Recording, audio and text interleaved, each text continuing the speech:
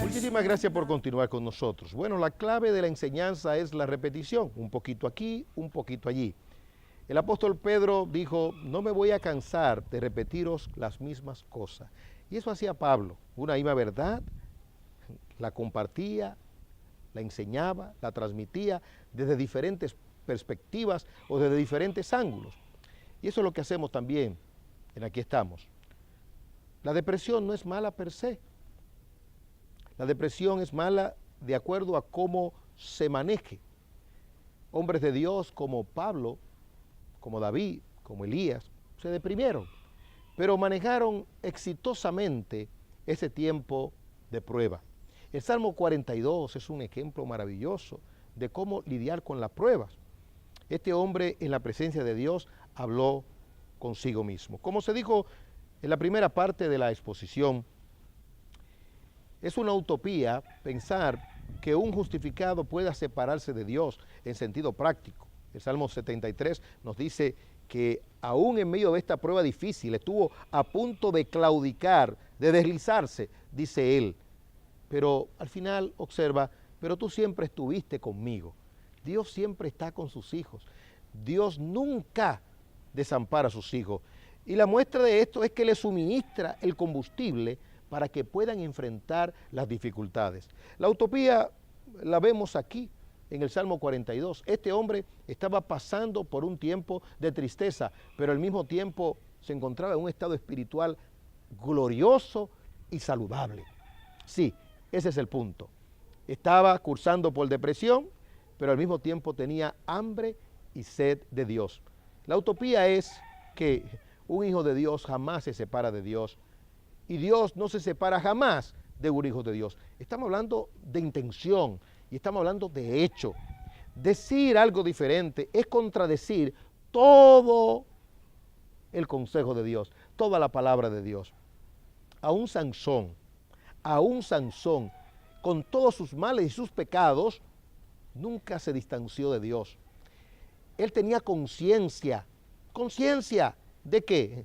De los juicios de Dios, de sus propios pecados, y no se justificaba delante de Dios. Decía él, mi fuerza radica aquí, pero no por los cabellos, sino por el compromiso, por el pacto que he hecho con Dios. Y al finalizar su vida se inmoló de una manera gloriosa, de una manera maravillosa, adoró a Dios a través de una inmolación, como Cristo. Sansón es un tipo de Cristo. Cristo se inmoló. En otras palabras, Sansón murió por su pueblo, murió por la gloria de Dios, murió para salvar a su pueblo. Jesús murió, es decir, entregó su vida, se inmoló para la gloria del Señor. Y está precisamente en el capítulo 11 de los héroes de la fe, del palacio de los héroes de la fe, de la galería de los héroes de la fe. Bueno, veamos punto por punto este Salmo 42. Dice la Biblia, como el siervo brama, estoy leyendo en la versión de las Américas, como el siervo anhela las corrientes de agua, así suspira por ti, oh Dios, el alma mía. ¿No pareciera que este hombre estaba cursando por un tiempo de prueba y de profunda tristeza? ¿Por qué? Porque se revela aquí, se muestra aquí como un hombre sumamente espiritual. ¿Usted ve? Se pueden dar ambas cosas. Estar cursando por un momento de tristeza, de mucha nostalgia, y al mismo tiempo tener una sed de Dios. En el Sermón de la Montaña, Jesús, nuestro amado Salvador, dice, bienaventurados los que tienen hambre y sed de justicia. Que es lo mismo decir, tener hambre y sed de Dios. Este hombre tenía hambre y sed de Dios, y él tomó un símil, el siervo, y él lo observó, cómo ese siervo bramaba, dice aquí, como el siervo brama, o el siervo anhela las corrientes de agua. Óigame, así suspira por ti, oh Dios, el alma mía. El hombre estaba centrado en Dios. Sin embargo, observemos cuál fue su conducta. Dice, mi alma tiene sed de Dios, del Dios viviente? ¿Cuándo vendré y me presentaré delante de Dios? No de cualquier Dios, del Dios vivo y verdadero, del Dios de la creación, del Dios de Génesis, para nosotros del Dios y Padre del Señor Jesucristo. Dice el texto, mis lágrimas han sido mi alimento de día y de noche, mientras me dicen todo el día, ¿dónde está tu Dios? Se estaba enfrentando al escarnio, se estaba enfrentando a la burla. ¿Dónde está tu Dios? Tengo hambre de Dios, tengo sed de Dios, pero al mismo tiempo estoy afligido, estoy triste. Dice, sin vergüenza alguna, en otras palabras, con una franqueza, pero nunca con descaro. Dice, mis lágrimas han sido mi alimento de día y de noche. Estaba sumergido. Es diferente cuando una persona, escúcheme por favor, escúcheme que esto trasciende, que una persona se encuentra en un estado de lloro, de tristeza, pero ajena de Dios, con odio a Dios, sin sensibilidad espiritual. El hombre que tiene aquí una depresión, ¿verdad? Y se muestra por el síntoma, por la evidencia de las lágrimas. No en un momento el hombre estaba llorando de tristeza, pero al mismo tiempo el hombre estaba cerca de Dios. Mi alma tiene sed de Dios, del Dios vivo. ¿Usted está justificando su depresión? ¿Usted está justificando su tristeza? Usted está diciendo, bueno, tengo licencia para maldecir, para claudicar, para ofender a Dios, para pecar, porque estoy cursando por un tiempo de depresión. Y salvo siempre salvo. Justificado siempre justificado. Bueno, usted sabe muy bien la Biblia, pero le está aplicando mal. Porque el que ha sido justificado, ha sido regenerado. Y el que es justificado evidencia su justificación a través de algo que se llama santidad o santificación. Este hombre sí, estaba cursando por tristeza. No solamente un momento de tristeza, no, un tiempo de tristeza, pero estaba tan cerquita de Dios. Dice la palabra en este maravilloso Salmo 42, en el versículo 4. Me acuerdo de estas cosas y derramo mi alma dentro de mí. Aquí viene la nostalgia, de cómo iba yo con la multitud y la guiaba hasta la casa de Dios, con voz de alegría y de acción de gracia, con muchedumbre en fiesta. ¿Qué está haciendo el hombre? Algo legítimo, hacer remembranza. ¿Remembranza de qué? De los momentos de felicidad y de gozo. En una ocasión, David se había aliado, ¿verdad?, a sus adversarios por una forma estratégica. Él como político, como guerrero, como soldado, como capitán, como dirigente. Mientras su pueblo era afligido, le pedían que cantaran las alabanzas. Y decía él, ¿y cómo puedo yo cantar en un contexto como este? Es decir, que se pueden dar ambas cosas.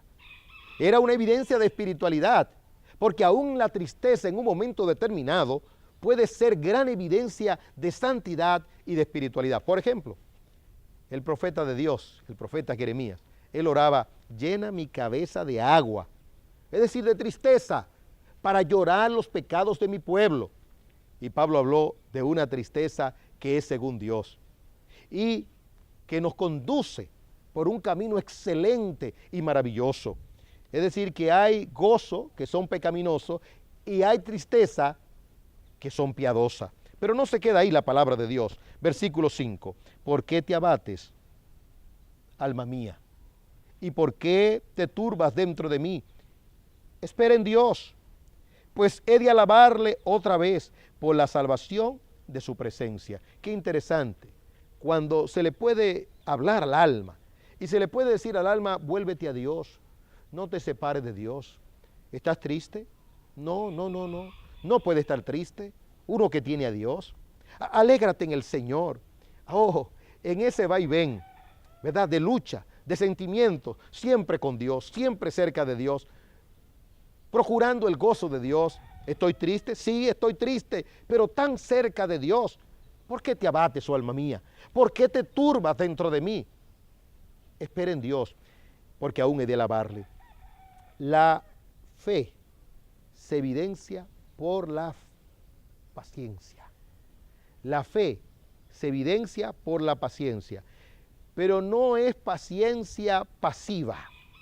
Es una paciencia activa que se muestra por la perseverancia. Usted lo va a encontrar en toda la Biblia. Mi alma espera en Jehová más que los centinelas a la mañana. Mi alma espera en Jehová más que los centinelas a la mañana.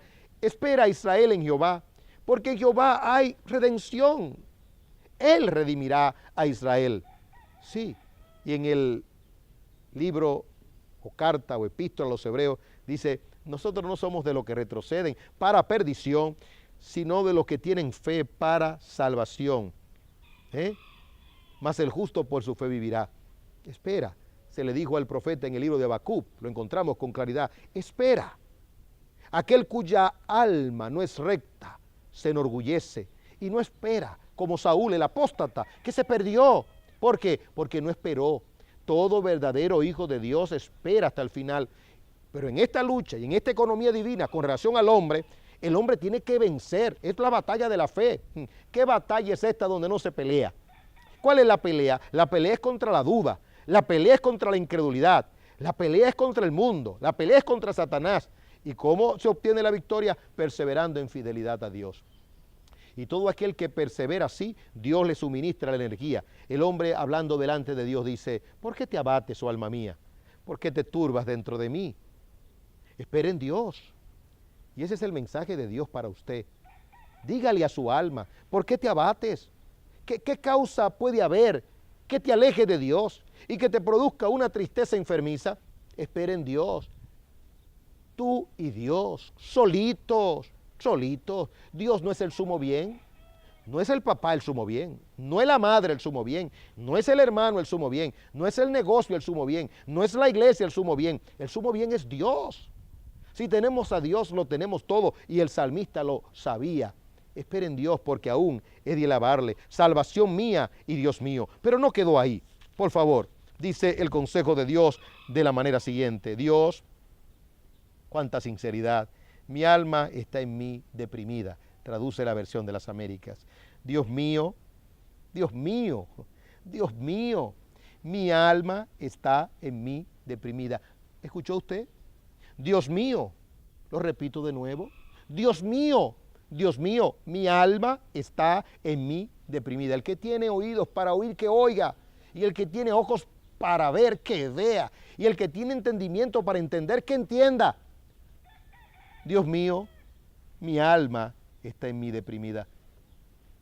Qué contradicción. Que uno que tiene a Dios como su Dios, se aleje de Dios precisamente en el momento de tristeza. Hay personas que se distancian de Betel. Betel significa la casa de Dios. No te alejes de Betel, como se alejaron algunos en los tiempos de Jacob. No te alejes de Betel. ¿Qué es Betel? El pueblo de Dios. La casa de Dios, la iglesia de Dios, eso es Betel. No te alejes de Betel. Ah, estoy deprimido. ¿Y qué pasa entonces? No voy a Betel. Es decir, no voy a la iglesia. No me reúno con el pueblo de Dios. Lloro mi tristeza. Este hombre dice, Dios mío, mi alma está en mí deprimida. Si este hombre hubiese tenido la oportunidad, hubiera estado cerca. La queja de él o la tristeza de él era porque no estaba cerca del pueblo de Dios en alegría y fiesta. ¿Cómo puede un hijo de Dios en medio de la tristeza alejarse del mismo pueblo de Dios donde está la vía para ser energizado espiritualmente? Pero no queda ahí el texto, se va aún más lejos. Dice, por eso me acuerdo de ti desde la tierra del Jordán y desde las cumbres de Hermón, desde el monte Mizar. Un abismo llama a otro abismo a la voz de tus cascadas. Todas tus ondas y tus olas han pasado sobre mí. Vamos a ampliar un poco más este texto cuando regresemos, pero podemos decir lo siguiente. El que está deprimido sabe el origen de su depresión, el cristiano. Además de eso, sabe que cualquier aflicción viene con razón de causa. Esas olas tempestuosas, esas aguas que parecían anegarlo, es decir, ahogarlo, él sabía que venían de Dios. Por favor, usted se equivocó. No.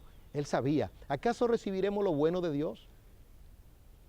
Y lo malo no lo recibiremos. Él sabía que detrás de todo estaba Dios, pero un Dios de amor. Por eso él dice, Dios mío. Un cristiano no tiene malos pensamientos con relación a Dios. Filipenses 4:8. Todo lo justo, todo lo bueno, todo lo amable. Si hay virtud alguna, si hay algo digno de alabanza, en esto pensad. No solamente con relación a los hombres, muy especialmente con relación a Dios. Nos vamos a una pausa y retornamos para continuar hablando de este fascinante salmo, el Salmo 42.